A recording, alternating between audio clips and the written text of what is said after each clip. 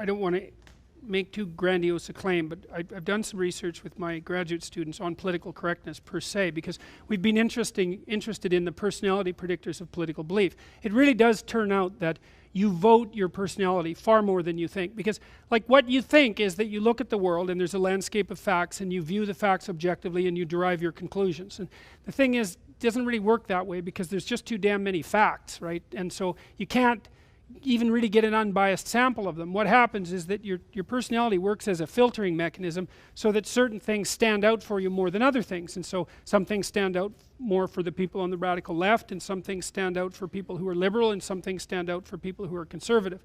And then everyone says, well look, I'm looking at the facts and I'm drawing this conclusion. It's like, yeah, but what you don't understand is you're not looking at the same set of facts, and you can't even, and that's why you have to actually engage in dialogue with other people, because they'll expose you to their set of facts. I'm not saying that facts don't exist or that they're relativistic or anything like that. One of the things we found out about the politically correct types is that they're high in a trait called agreeableness. Now you might think, really? That isn't what I would have guessed. But agreeableness is a maternal trait. And women are higher in agreeableness than men. That's cross-cultural, and that difference really seems to start manifesting itself primarily at puberty. And so agreeableness is likely the trait that stops you from throwing your baby out the window at 3 in the morning when it's had colic for 3 hours and you haven't had any sleep and you're not in very good shape and you just got laid off. It's like it's a very, very tight bonding mechanism. And so what happens, it's primarily driven by what you might describe as compassion. Now, compassion is great for dealing with infants, and maybe it's great for dealing with hurt people and really elderly people. You know, it's good for taking care of people who can't take care of themselves, but it's not a great doctrine to be building a political system on. And so one of the things that happens with the more politically correct types by temperament is that they suffer from an excess of impulsive compassion, and they assume that if there's an inequitable distribution of anything, that the people who are at the bottom are all victims who should be treated like infants, and that everyone at the top is a vicious snake-like predator. And that's hardwired in some sense. Now, it's a popular story. It's a very popular story. It's the fullest story. Yeah, of course. Of course. And it's an easy story to sell, and there's some truth in it. But some truth isn't the same as all the truth.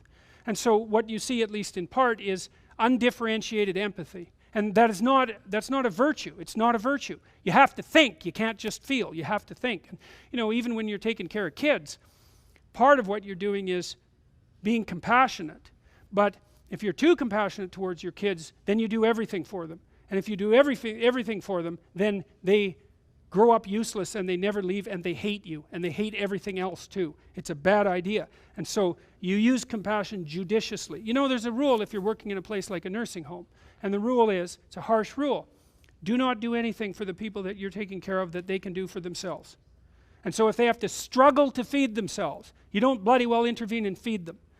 You let them maintain their damn independence. And you have to be a hard-hearted bastard to do that, you know, to watch someone struggle like that. But you're furthering their medium to long-term independence and development, and you do the same thing with your children. Treating your children like they're endless permanent victims is a very bad idea. And I think that's part of what's also being taught. We also know that the kids who are more likely to be rabidly politically correct, one of the reasons that they're more likely to be that way is because they were taught to be that way. We found that even exposure to a single lecture that was associated with the politically correct dogmatic structure was enough to tilt people in that direction.